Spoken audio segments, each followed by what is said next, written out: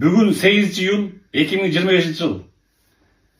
Интернет, Фейсбуктағы көрілбастар бір видео шығарттыр. Якобы мен келіншегімді массаж салонға алып барып, Қытай массаж жасап отыр. А мен оны шоны тартып отқан емеспін. Келіншелерден ақмақтар көрілбастар. Көз-көзге көр топалақтап отыр. Қандай ушуну мен керектеп ушундай фантазия ойлоп чыкканга. Эч качан андай болбойт.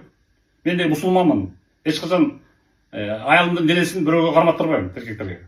Мен кириштей иштебейм. Тезирээк ошо видеону удалить этип салгыла жанагы. Ушу Фейсбуктагы страница. Болбосо соттон сүрүшүп калабыз. Уктуңарбы, кележеген акмактар?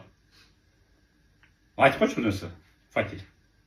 Туугандар, ал видеодо мен эмес, ал башка бирөө экен. Ооба, Кытай бир аялы кыз экен да, өңү окшошуп калса эмне, Фатиден көрө бересиңерби. Көп келжиребей жаңарды басып, өчүрүлө, удалить этти. Болбосо соттон жолуп каласыз, уктуңарбы? Бүгүн ошо 8 июнь 2025 жыл.